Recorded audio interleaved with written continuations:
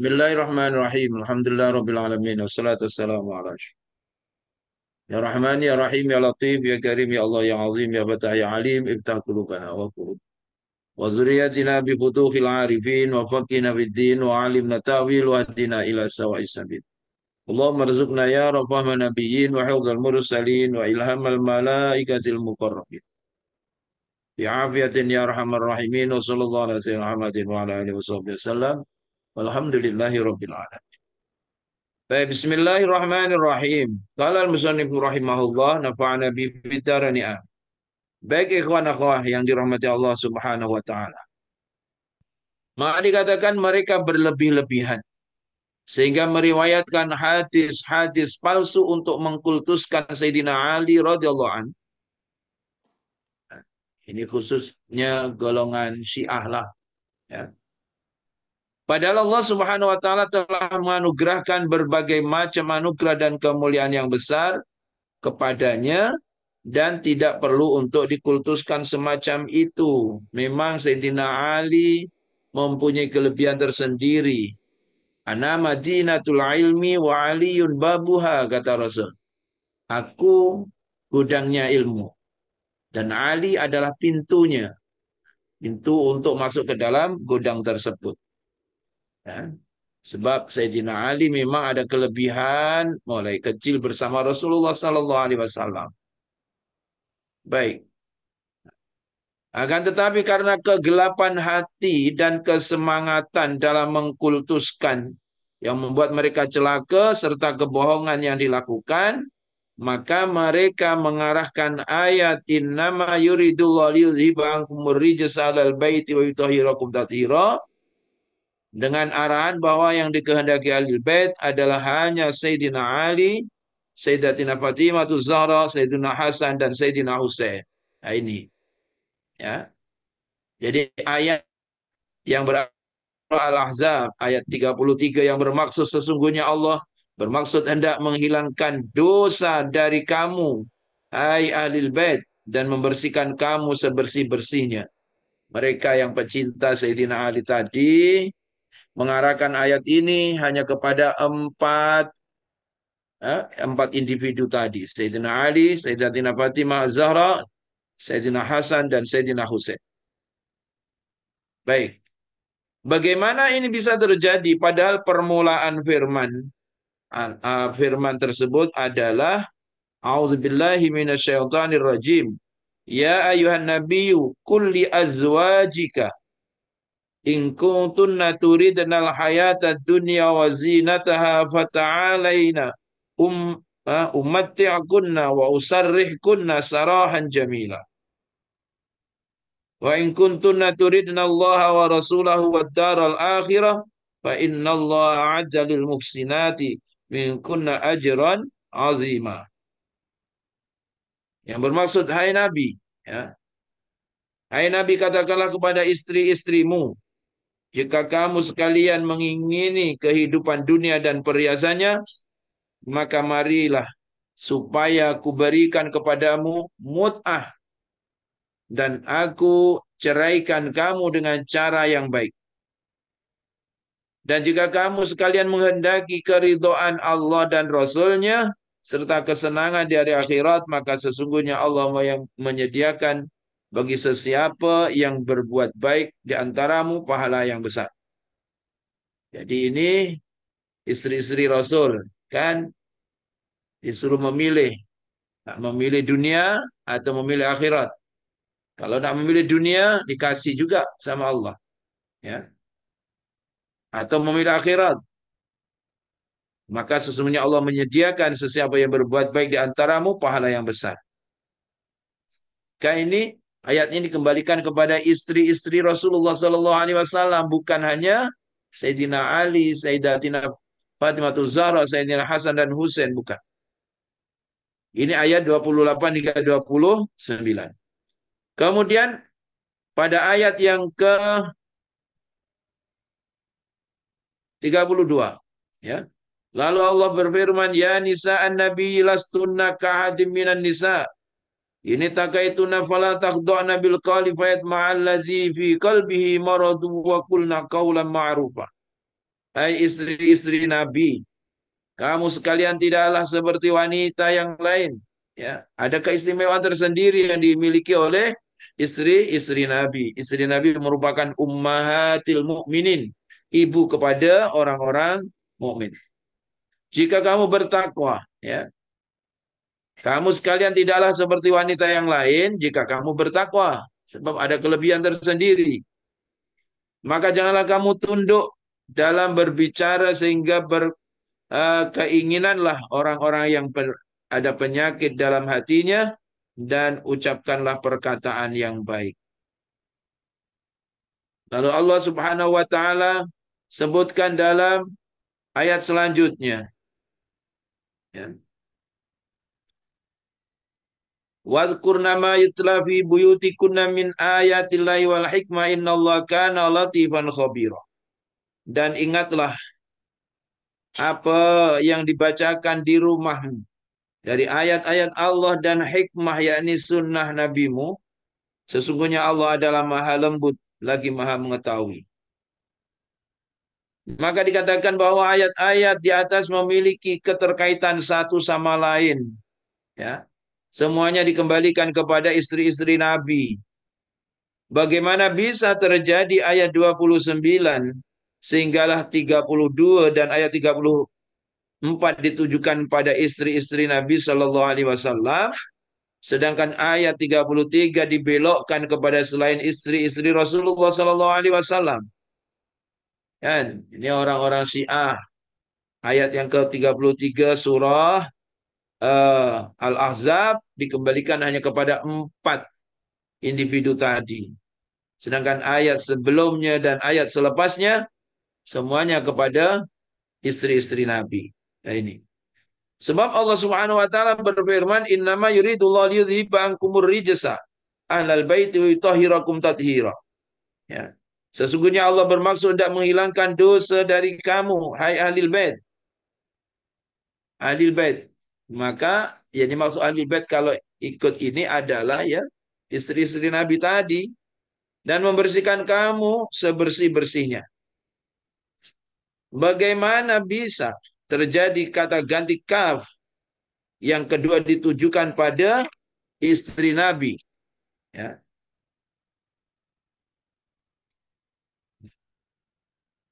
Sedangkan kaf yang pertama ditujukan pada Sayyidina Ali dan Sayyidatina Fatimah. Kan? Macam mana boleh begitu? Innama yuridullahu liyudhiba ankumur rijsa, kum itu yang pertama dikembalikan kepada Sayyidina Ali dan Sayyidah Fatimah. Kemudian yang kedua, wa yutahhirakum tathira dikembalikan kepada istri-istri Nabi. Ya, baik. Dan di mana letak penuturan mereka berdua pada ayat? Ya, pada ayat mana? Mana yang membuktikan bahwa yang dikehendaki pada ayat itu adalah Sayyidina Ali dan Sayyidah Fatimah? Mana yang menjelaskan seperti itu? Sedangkan yang dimaksud di sini semuanya kembali kepada istri-istri Rasulullah Sallallahu Alaihi Wasallam. Baik. Jika ditanyakan kata ganti kaf, kaf itulah kum itu ya. Liyudhiba ankumur rijsakum. Nah, kemudian wa yutahhirakum, sama-sama kum. Iyakum kepadamu. Iyaka kepadamu satu. Iyakum kepadamu banyak. Nah, kan sebenarnya kalau iyakum adalah kata ganti orang laki-laki. Kan? Baik. Jika ditanyakan jika kata ganti kaf ditujukan pada istri-istri Nabi, mengapa memakai redaksi liyudhiba ankum? Tidak memakai liyudhiba ankunna. Seharusnya kalau istri-istri Nabi kan angkunna. Katakanlah. Ya. Tapi dalam ayat Al-Quran menggunakan redaksinya liyudhiba ankum. Kan laki-laki. Konon kalau ada orang mempertanyakan seperti itu. Ya. Maka dijawab, domir kata ganti kum itu ya dimudzakarkan. Kenapa? Kenapa dikatakan apa namanya? Liyuzhiba ankumur rijsa. tidak dibaca liyuzhiba angkunnar rijsa. Kenapa? Maka dikatakan ya, dimudzakarkan agar kembali pada lafaz ahlun. Sedangkan ahlun adalah bentuk mudzakar, kalimat yang menunjukkan arti laki-laki. Sehingga istri-istri Nabi dituturkan dengan bentuk mudzakar meskipun hakikat mereka adalah mu'annas. Nah, jadi hakikatnya istri Rasul kan memang wanita. Tapi kenapa? Menggunakan hum, menggunakan kata ganti laki-laki. Maka di antaranya adalah karena penghormatan. Ya, karena penghormatan. Ini. Dan telah diriwayatkan bahwasanya Rasulullah Shallallahu Alaihi Wasallam bersabda ketika ayat ini diturunkan, maka Sayyidina Ali, Sayyidina Fatimah, Sayyidina Hasan dan Husain masuk menghampiri beliau Shallallahu Alaihi Wasallam. Lalu beliau Shallallahu Alaihi Wasallam mengambil selendang dan menyelubungi mereka. Dengan selendang tersebut seraya menunjuk ke langit dengan tangan beliau, mulia beliau. Lantas beliau Shallallahu Alaihi Wasallam bersabda, mereka inilah keluargaku. Semoga Allah menghilangkan segala kotoran dosa dari mereka dan membersihkan mereka dengan sebersih-bersihnya. Hadis riwayat At-Tirmidzi. Jadi ada juga hadis yang mengatakan bahwa apabila turun ayat itu Rasulullah Shallallahu Alaihi Wasallam mengambil selendang dan menyelubungi mereka berempat tadi itu, seraya menunjuk ke langit dengan tangan beliau. Lantas beliau Shallallahu Alaihi Wasallam bersabda, ini adalah keluargaku, keluargaku. Baik. Telah diriwayatkan daripada Sayyidatina Salamah. Beliau berkata, ayat innama yuridullah liyudhibankumur rijsa 'alal baiti wa yutahhirakum tathira. Ayat ini telah diturunkan di rumahku katanya. Ya. Kata Ummi Salamah. Kan? Ketika itu ada Sayyidatuna Fatimah, Sayyidina Ali, Sayyidina Hasan dan Sayyidina Husain radhiyallahu anhum. Kemudian beliau Shallallahu Alaihi Wasallam memuliakan mereka dengan menyelubungkan selendang yang ada pada beliau.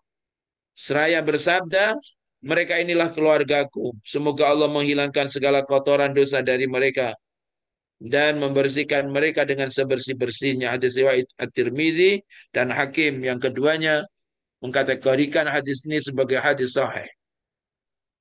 Demikian juga Ibnu Jarir, Ibnu Munzir dan Ibnu Mardaweh. Dan Baihaqi dalam sunannya meriwayatkan dari beberapa jalur sanad. Baik.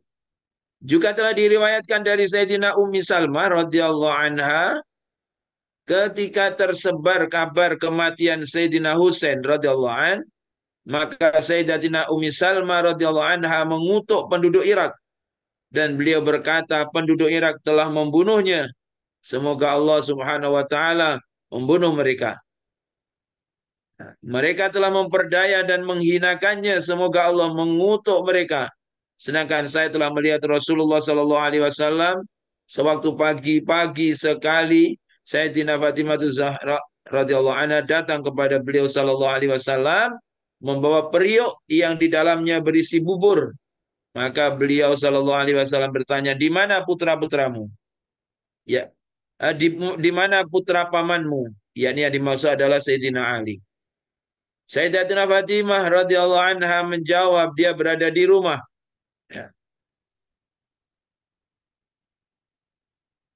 Beliau Shallallahu Alaihi Wasallam bersabda, pergilah dan ajaklah dia beserta kedua putranya kepadaku.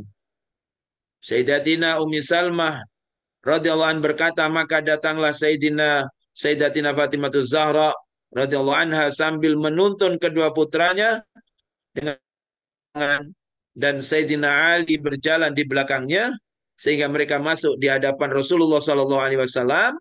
Lalu beliau Sallallahu Alaihi Wasallam memangku mereka berdua, sedangkan Sayyidina Ali radhiyallahu anhu berada di belakang kanan dan Sayyidatina Fatimah radhiyallahu anha di sebelah kiri beliau Sallallahu Alaihi Wasallam.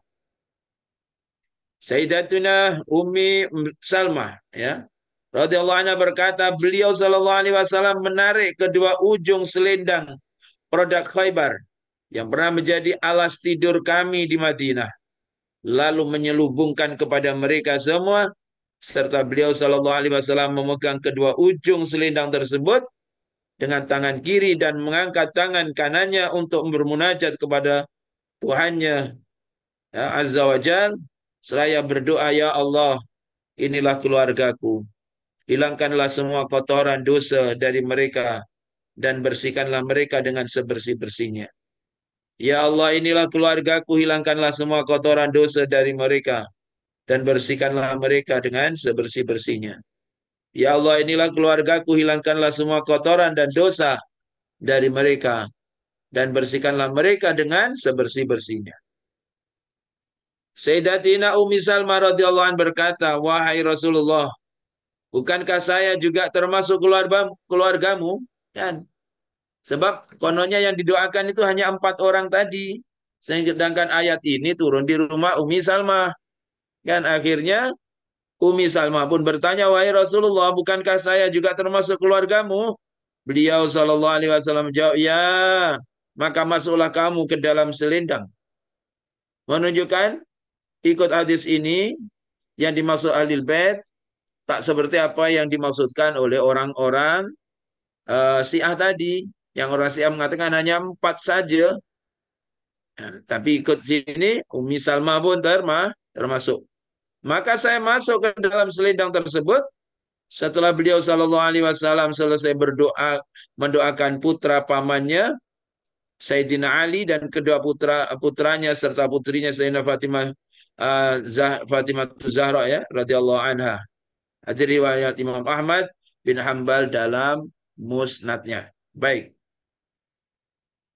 Inilah doa beliau Shallallahu Alaihi Wasallam kepada mereka setelah turunnya ayat tersebut, sehingga beliau Shallallahu Alaihi Wasallam senang agar memasukkan mereka ke dalam kandungan ayat yang dihitobkan pada istri-istri beliau Shallallahu Alaihi Wasallam. Jadi ayatnya awalnya dihitobkan kepada istri-istri Rasul, ya, ditujukan kepada istri-istri Rasul, dan kemudian Rasulullah panggil keempat-empatnya tadi, kan? Sayyidatina Fatimah, Sayyidina Ali, Sayyidina Hasan dan Husain, dan kemudian Rasulullah mendoakan mereka. Jadi kalau ikut hubungan daripada ayat dan hadis tadi, berarti ditujukan Ahlul Bait ini adalah istri-istri Rasul, kemudian keempat apa namanya, Sayyidina Ali, Sayyidina Fatimah, dan juga Sayyidina Hasan Husain. Allah a'lam. Baik. Kemudian berpegang teguh pada Al-Quran, keluarga dan penjelasannya. Apa yang dimaksud? Berpegang teguh kepada Al-Quran dan keluarga. Kalau hadis yang lain berpegang teguh kepada Al-Quran dan Sunnah. Ada yang hadis mengatakan berpegang teguh kepada Al-Quran dan keluarga. Siapa yang dimaksud keluarga? Diriwayatkan daripada Sayyidina Jabir radhiyallahu an, ia berkata, saya melihat Rasulullah sallallahu alaihi wasallam ketika haji wada pada hari Arafah.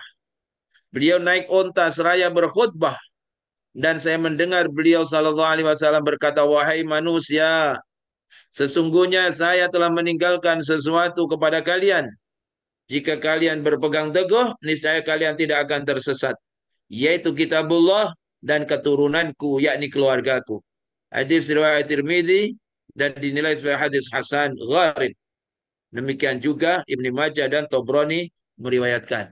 Jadi kalau dalam hadis ini yang dimaksud dua perkara yang ditinggalkan oleh Rasul adalah Al-Quran dan keluarga Rasul, ya, dan keturunan Rasul.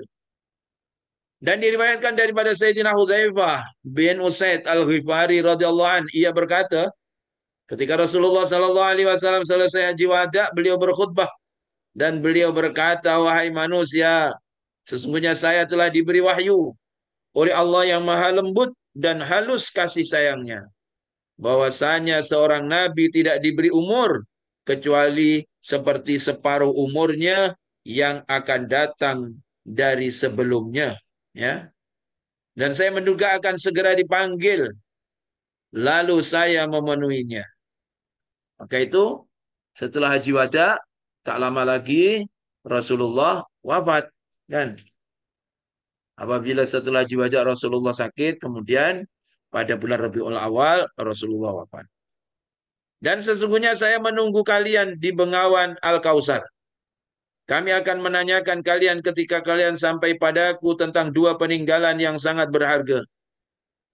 Maka lihatlah bagaimana kalian berlawan denganku dalam dua peninggalan yang sangat berharga tersebut. Pertama, peninggalan yang sangat berharga dan yang terbesar, yaitu kitabullah, yakni Al-Quran, yang menjadi tali pengikat kamu sekalian dengan Allah Subhanahu wa Ta'ala. Al-Quran yang mengikat kita dengan Allah. Kalau kita nak Allah bercakap dengan kita, maka bacalah Al-Quran. Kan? Maka seakan-akan kalau kita membaca Al-Quran, kan? Seakan-akan Allah menasihati kita, Allah perintahkan kita. Ini. Maka Al-Quran sebagai petunjuk. Kan? Dzalikal kitab la raiba fih. Hudan lil muttaqin. Gitu. Kitab Al-Quran tidak ada keraguan padanya. Hudan lil muttaqin. Petunjuk bagi orang yang takwa. Dan berpegang teguhlah padanya. Dan jangan kalian mengubahnya. Kan? Berpegang teguh dengan Al-Quran. Apa yang menjadi isi kandungan Al-Quran. Ini. Dan jangan mengubahnya. Maka kalian tidak akan tersesat. Ya, selagi mana kita mengikuti jejak Al-Quran, tidak mengubahnya, maka kita tak akan tersesat. Kedua peninggalan, ya. Yang kedua, peninggalan yang sangat berharga dan yang lebih kecil daripada yang pertama, yaitu keturunanku, ahli baitku. Sesungguhnya saya telah diberi wahyu oleh Allah yang maha lembut dan halus kasih sayangnya, bahwasanya keduanya tidak akan cerai-berai sehingga keduanya datang sampai pada telaga Al-Kausar. Yakni keduanya itu apa? Al-Quran dan keluarga Rasul tadi. Tak akan bercerai-berai sehingga datang di telaga Kausar nanti di akhirat. Dan diriwayatkan daripada Rasulullah SAW bahwa beliau SAW memanggil mereka, ya, ahli bait tadi, lalu membacakan innama yuridullah liyudhibankum rijsa alal bait wa yutahhirakum tathira. Keturunan mereka, yakni keluarga beliau sallallahu alaihi wasallam adalah orang-orang pilihan, jelas. Keturunan Rasul adalah orang-orang pilihan. Kan? Sayyidatina Fatimah Zahra. Kan? Keturunan Rasul, kalau dikatakan keturunan Rasul hanya dari Sayyidatina Fatimah Zahra sahaja. Putra-putra Rasul yang lain tidak ada zuriyah. Yang ada zuriyah hanya Sayyidatina Fatimah sahaja. Baik. Nah, mereka bukanlah orang-orang maksum. Jelas. Mereka bukan maksum. Sayyidina Ali bukan maksum. Sayyidina Hasan Husain tidak maksum. Sebab yang maksum itu para nabi dan para rasul. Nah, ini. Ya. Mereka bukanlah orang-orang maksum, yakni terjaga dari segala dosa dan kesalahan. Sifat maksum hanya dimiliki oleh para nabi. Ala nabina wa alaihi wassalatu wassalam. Kan salah satu kelebihan keutamaan para nabi dan para rasul adalah mereka-mereka ini maksum. Tak pernah melakukan perkara yang dilarang oleh Allah Subhanahu wa Ta'ala. Terjaga zahir batinnya minal manhi anhu walau nahya karahatin. Terjaga zahir batinnya para nabi dan para rasul dari perkara-perkara yang dicegah oleh syariat, oleh Allah, walaupun perkara itu hanya makruh. Apatah lagi haram. Tak akan terjadi. Maka itu yang dimakan maksud. Sedangkan bencana itu bagi selain para nabi, ya, akan tetapi yang mendapatkan bencana adalah orang-orang yang terdinding dari segala urusan.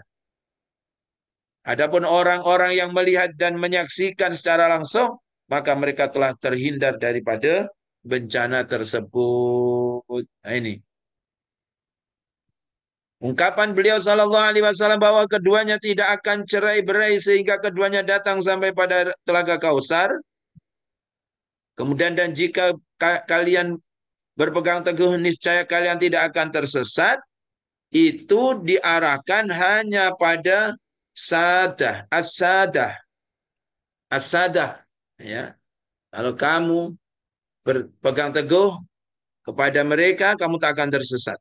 Itu ditujukan kepada as-sadah, tokoh-tokoh pewaris Nabi.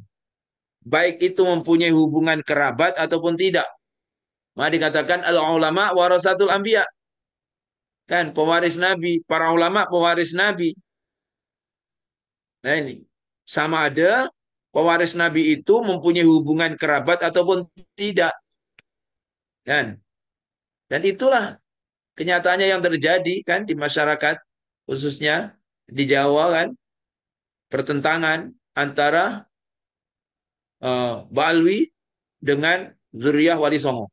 Nah, sebab seorang yang jahat dan yang mencampur aduk antara hak dan batil tidak boleh dijadikan panutan.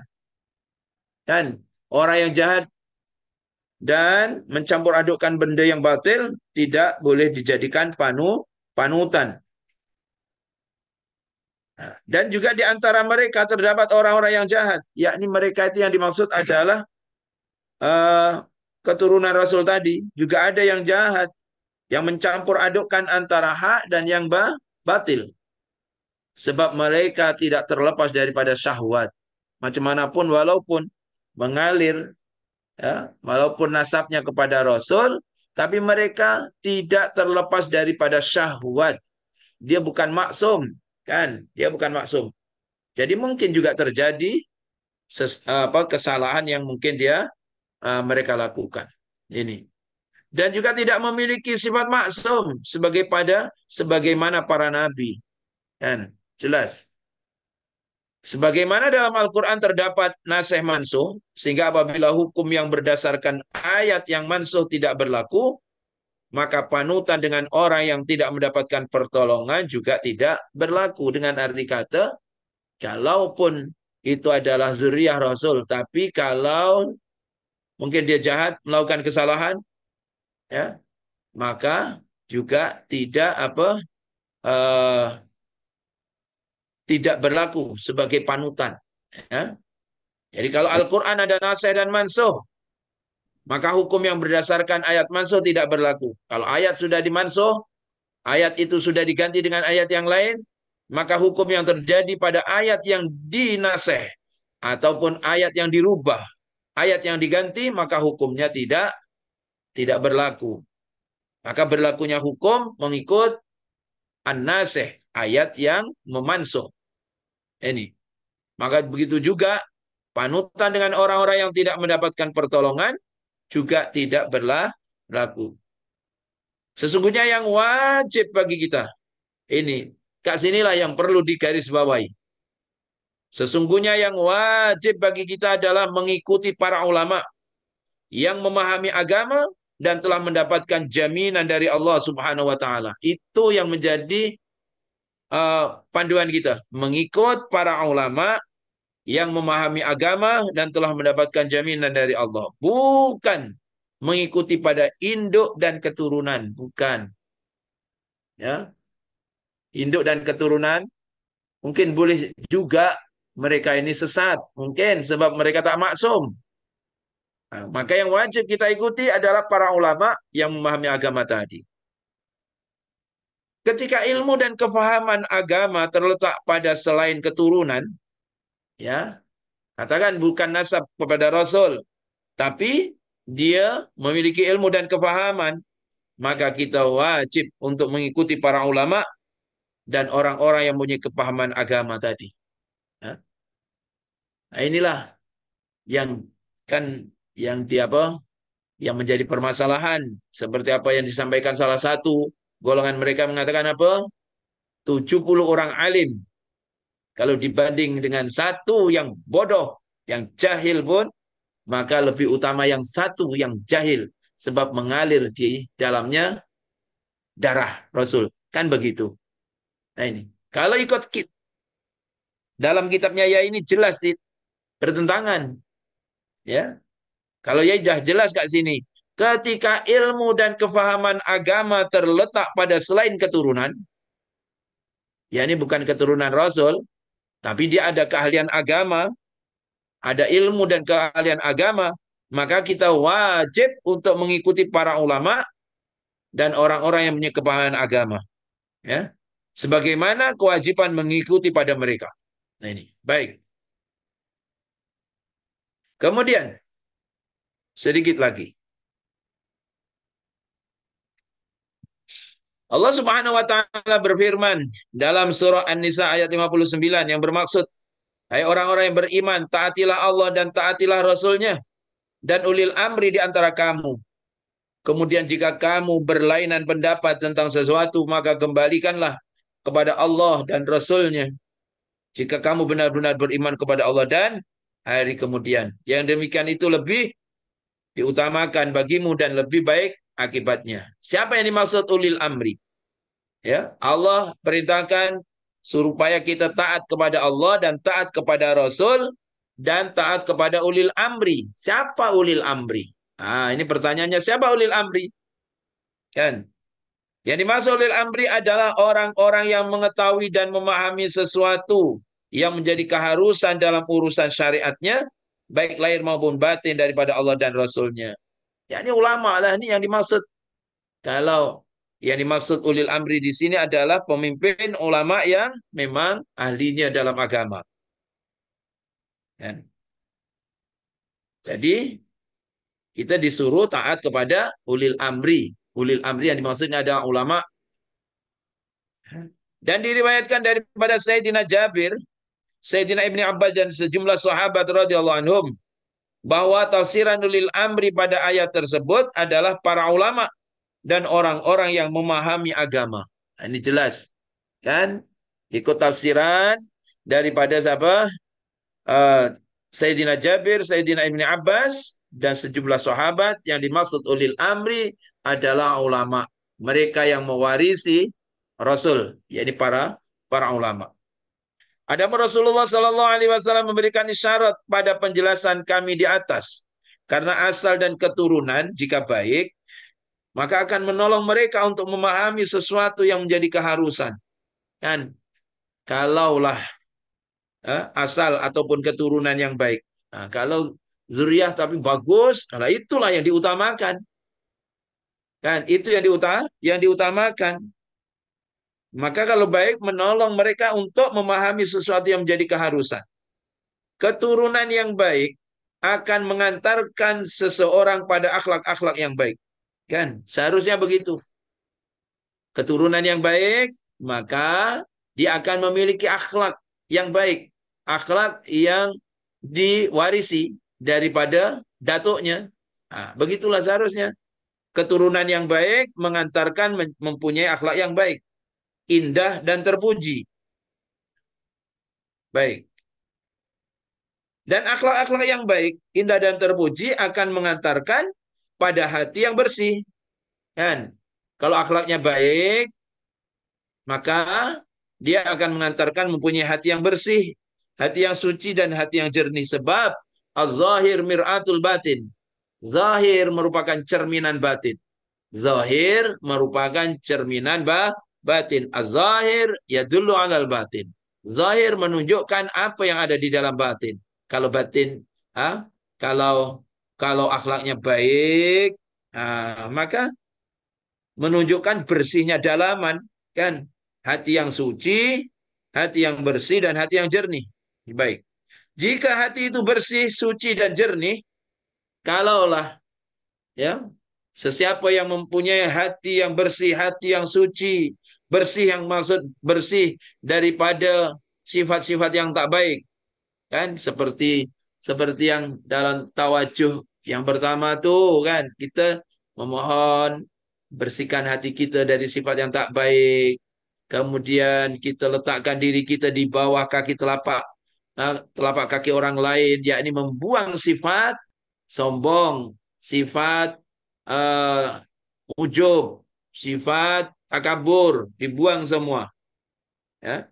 Maka kalau jika hati seperti itu, hati bersih, suci, dan jernih, maka nur cahaya akan menguasai. Nur cahaya Allah akan masuk dalam hatinya. Kan? Sebab nur cahaya itu hanya akan masuk pada hati yang bersih. Kan? Nur cahaya Allah hanya akan masuk pada hati yang bersih. Ini. Maka kalau hati bersih, nur cahaya akan menguasai, menerangi, dan menyinari hati. Kan? Kalaulah nur cahaya Allah dah menyinari hatinya, dia menjadi seorang yang baik, kan, pemaaf, orang yang ridho, orang yang sabar, dan lain sebagainya. Sehingga hal itu akan membantunya dalam mengetahui dan memahami serta meraih sesuatu yang menjadi keharusan dalam syariatnya, baik lahir maupun batin. Nah, begitulah. Dari satu ada hubungannya, satu perkara ada hubungannya dengan yang lain. Nah, maka dikatakan kalaulah asal usul itu baik, akan menimbulkan akhlak yang baik. Akhlak yang baik menimbulkan hati yang baik.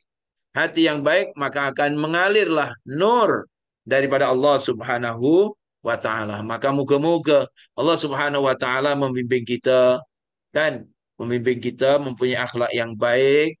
Kemudian mudah-mudahan dari akhlak yang baik itu hati kita pun menjadi hati yang baik, hati yang suci, dan mudah-mudahan dari situ Allah akan datangkan, masukkan nur cahaya Allah dalam hati kita sehingga moga-moga dengannya kita menjadi golongan yang mengenal Allah Subhanahu wa taala. Yang ma'rifat kepada Allah Subhanahu wa taala, insyaallah, amin ya rabbal alamin. Rabbana fa'na bima 'allamtana wa 'allimna ma yanfa'una wa zidna fahma. Allahumma arinal haqqa haqqa warzuqna ittiba'ah, arinal batila batila warzuqna ijtinabah. Bi rahmatika ya arhamar rahimin. Wa sallallahu ala sayyidina Muhammadin wa ala alihi wasallam. Walhamdulillahi rabbil alamin.